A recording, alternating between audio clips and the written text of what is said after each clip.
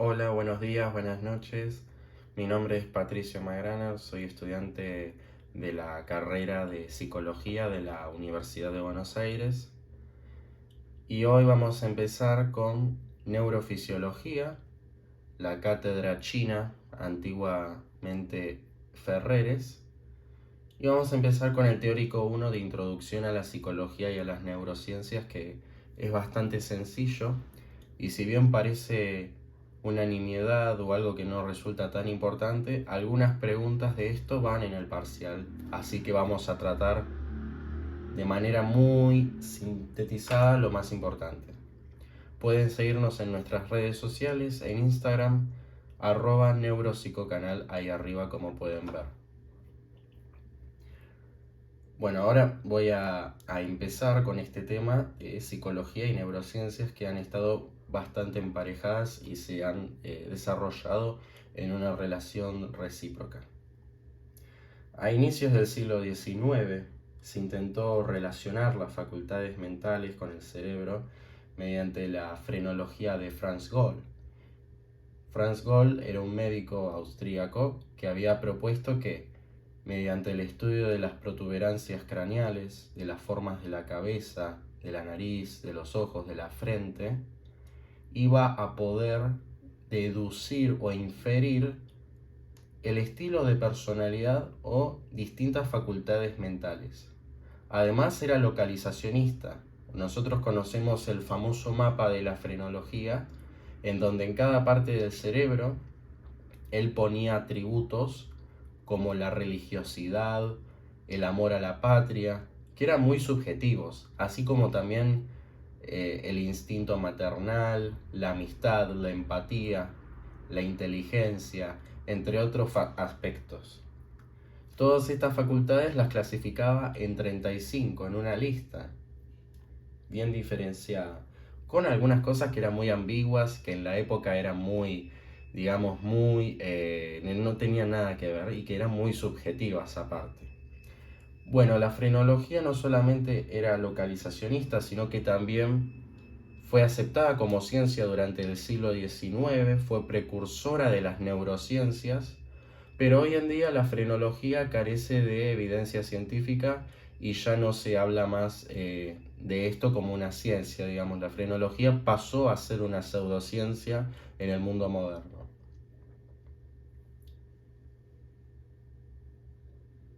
Una lesión cerebral podría afectar una cualidad mental o de la personalidad sin afectar a otras. Es decir, como que el cerebro estaba dividido en distintas áreas bien delimitadas, en donde cada área se correspondía con un proceso psicológico particular, como puede ser la memoria, el amor a la patria, el amor, etc. Su hipótesis, la del localizacionismo, fue desmontada por Pierre Fluorens. Pierre Fluorens abogaba por el antilocalizacionismo, como podemos ver acá. El antilocalizacionismo. ¿Qué es el antilocalizacionismo? Consideró que no hay facultades específicas que se correspondan a un área delimitada, es decir, que las facultades psicológicas no se ubican en un área específica o particular del cerebro o del sistema nervioso. Esto significa básicamente, o sea, es todo lo contrario a lo que proponía Franz Gall. Bueno, el antilocalizacionismo estuvo bastante en debate con el localizacionismo, hasta que, bueno, después viene otro planteo de la mano de Paul Broca.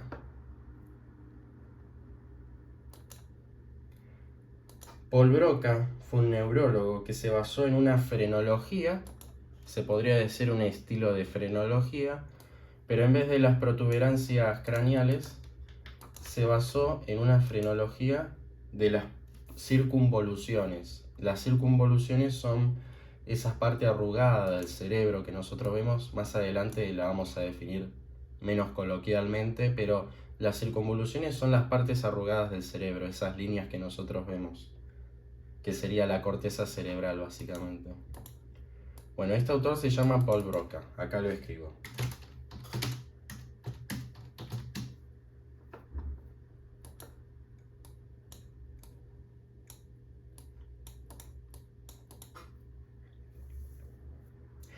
Paul Broca rechazaba la frenología, entre comillas, de los bultos de la cabeza que proponía Gall. Este fue un pionero en neuropsicología, al estudiar un paciente que no podía escribir lo que pensaba ni terminar frases habladas.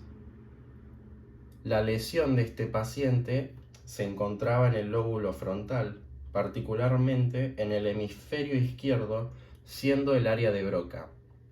Él descubrió lo que hoy en día llamamos área de Broca, en esta ubicación particular que acaba de mencionar. Eso como un dato aparte. No hace falta que lo sepan con mucha profundidad. Es algo que por el momento vamos a verlo por arriba. Después vamos a ver qué es el lóbulo frontal, qué es el hemisferio izquierdo. Lo vamos a ver más en profundidad más adelante. Ahora no, es una presentación. Después, en 1876, tenemos a Carl Wernicke, que es otro autor, otro médico, que descubrió un tipo de afasia en la que el paciente no entendía el lenguaje y su comprensión, no podía comprender el lenguaje. Vamos a diferenciarlos para que no se confundan. Carl Wernicke. Bueno, este autor descubrió también otra área del cerebro que describió, que se llama el área de Wernicke, que se halla entre el lóbulo occipital y el temporal. Las funciones elementales, perceptivas y motoras se localizan en áreas específicas, pero las funciones con más complejidad surgen de las interconexiones de varias regiones. Se hallaba aledaña a áreas de asociación, sensaciones auditivas, visuales y somáticas. Esta es otra de las áreas que descubrió Carl Wernicke con respecto a un tipo de afasia particular que era la no comprensión del lenguaje. Después tenemos otro neurólogo famoso que lo conocemos quizás por haber dibujado el mapa de las neuronas, era un artista al mismo tiempo, español, ¿quién es? Ahora lo pongo, Santiago Ramón y Cajal.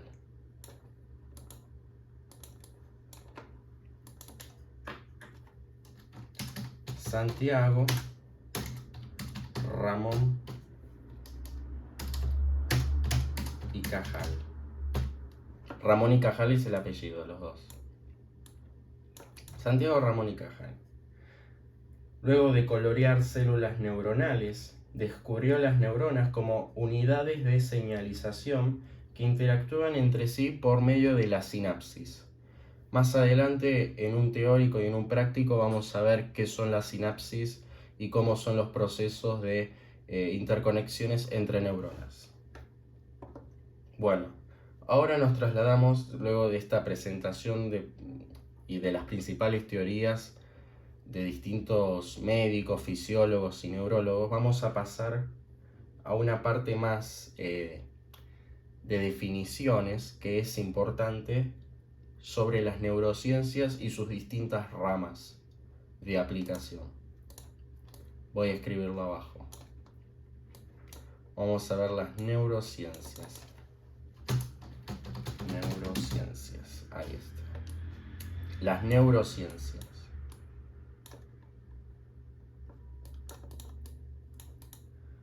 La psicología, a diferencia de la neurociencia, es la que estudia el comportamiento y los procesos mentales como la motivación, la memoria y la atención.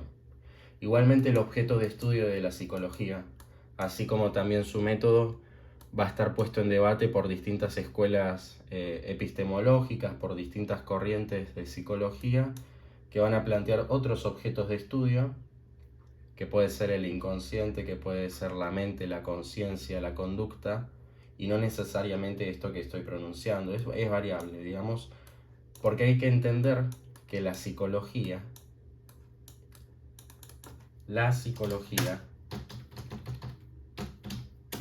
no es una ciencia unitaria. posee diversas escuelas y corrientes que definen distintos objetos de estudio y métodos. Esto lo pongo más chico porque si no, lo pongo acá. La psicología no es una ciencia unitaria como puede ser la biología, la física o como puede ser la matemática. Es decir, que hay discrepancias internas, como puede pasar, por ejemplo, en las ciencias sociales, que tenemos distintas corrientes filosóficas y epistemológicas. Bueno, por otro lado, las neurociencias son un conjunto de disciplinas que estudian el sistema nervioso en relación a la conducta. Las neurociencias,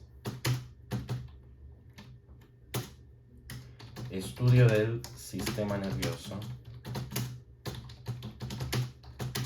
en relación a la conducta. De las neurociencias hay distintas ramas. Yo solo elegí algunas, pero hay muchísimas. Por ejemplo, tenemos la neuroanatomía. Vamos a escribirla más abajo. Neuroanatomía. La neuroanatomía es el estudio de la estructura macro y microscópica del sistema nervioso. Vamos a ver un poco de neuroanatomía en el próximo teórico y práctico, pero en el teórico y práctico 2 vamos a ver un poco sobre qué es la neuroanatomía y las distintas partes y funciones del sistema nervioso. También vamos a ver otra rama que es lo que estamos estudiando en este momento, que es neurofisiología. La neurofisiología, en cambio, es el estudio del funcionamiento del sistema nervioso. No es el estudio de la estructura como teníamos el anterior, es del funcionamiento. ¿Cómo implica esta materia? Igualmente esta materia podría llamarse neurociencias porque es algo más general.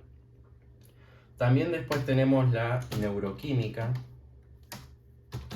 La neuroquímica es el estudio de las bases químicas del tejido nervioso. Luego tenemos la neuropatología. Es el estudio de las alteraciones del tejido nervioso. Y después tenemos la especialidad médica, que también se circunscribe dentro de este conjunto de disciplinas, que es la neurología. Es la rama médica que estudia las enfermedades humanas del sistema nervioso. Y hay otras corrientes más, como la psicobiología, que propuso Donald Hebb. También tenemos la biología del comportamiento, es una materia que es selectiva. Biología del comportamiento está dentro del plan de estudios de la carrera y pueden optar por hacerla porque tiene correlatividad con el CBC y la pueden hacer cuando quieran, no hay problema. Después está la neuropsicología, que es muy importante dentro del marco de las neurociencias. La neuropsicología también va a entrar dentro de esta materia y la vamos a ver más adelante, quizás en la segunda parte para el segundo parcial. La neuropsicología consiste en la convergencia entre la psicología y la neurología. La neuropsicología está más vinculada a lo psicológico que a lo neurológico. Es decir, que un neuropsicólogo es básicamente un psicólogo, no un médico. Después, la neuropsicología estudia las relaciones entre el comportamiento y los procesos cognitivos en relación al sistema nervioso y al cerebro. Por ejemplo, cómo una lesión en el sistema nervioso o en el cerebro puede afectar un proceso cognitivo o puede afectar al comportamiento. Tenemos el Alzheimer, la esclerosis lateral múltiple, etc. Hay distintos tipos de trastornos y problemáticas a tratar. Después tenemos la psicofarmacología, que es la relación entre los fármacos, lo farmacéutico y lo psicológico, y cómo esto incide en los procesos cognitivos, que también está como materia electiva dentro de la Facultad de Psicología. y esa materia requiere de correlatividades de otras materias más, un poco más avanzadas. Y también tenemos, bueno, tenemos ¿cuántas neurociencias? Tenemos muchas más. Hay más ramas de las neurociencias, no voy a mencionar todas porque son varias y quizás los voy a marear. Estas son las básicas, digamos. Incluso tenemos una rama que sería la neurofilosofía, es decir, que sería el estudio filosófico de las neurociencias, las bases filosóficas, e incluso tenemos otra rama que es el neuropsicoanálisis. Neuropsicoanálisis es la convergencia entre los postulados del psicoanálisis freudiano y las neurociencias, que no son contradictorias, sino que se pueden mezclar y, digamos, se pueden estudiar, no son antítesis, no, para nada, se complementan. Ejemplos de autores de neuropsicoanálisis, si les interesa, que lo vamos a ver en la materia, son Eric Kandel, defendía el psicoanálisis siendo profesor de bioquímica y siendo neurocientífico, y después otro neurocientífico portugués que se llama Antonio Damasio. Esos dos son referentes del neuropsicoanálisis. Después hay otros más, pero por ahora no los quiero marear tanto, solo eso. Bueno, por último, tenemos el estudio de la conducta que se estudia por tres perspectivas. Vamos a escribir conducta.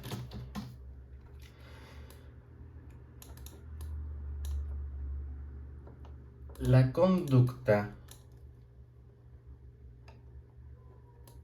puede estudiarse mediante,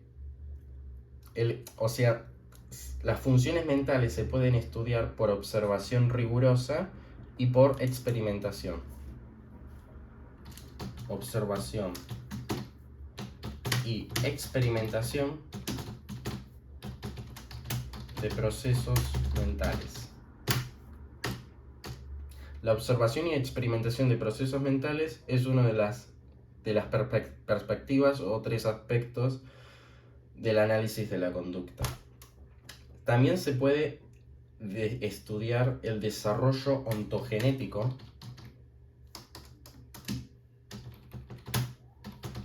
o si no también ontogénico. El desarrollo ontogénico, cómo se forma progresivamente.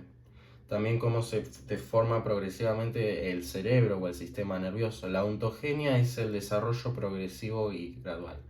No solamente de la conducta, sino también del cerebro, puede ser, o del sistema nervioso. Esto lo vamos a ver en un teórico que se llama neurodesarrollo más adelante. Y después tenemos un enfoque que es el filogenético, que explica cómo se fue modificando por el efecto de la evolución, que está más relacionada a la herencia biológica, a lo genético, y la ontogenia está más vinculada al desarrollo en el ambiente particular. Bueno, estos básicamente son los temas que corresponden al teórico 1 de introducción a las neurociencias y a la psicología. Bueno, esto ha sido todo. Nos vemos en la siguiente clase donde vamos a hablar sobre niveles de organización del sistema nervioso central. Esto va a ser más profundo y va a tener más información y va a ser más largo, con lo cual estén más atentos. Igualmente, este tema entra en el parcial y se toma en preguntas, no es que queda suelto, no es que es introductorio y nada más. No, léanlo porque entra en el parcial 2 o 3 preguntas seguramente. Bueno, esto ha sido todo. Nos vemos en la siguiente clase. Chao. Escriban en los comentarios qué les pareció, si les quedó alguna duda. Lo que sea, siempre en todos los videos pueden preguntar cualquier cosa. No tengan miedo de preguntar y opinen que quieren que mejore o que les parece que debería modificar, lo que sea. No hay ningún problema. Saludos.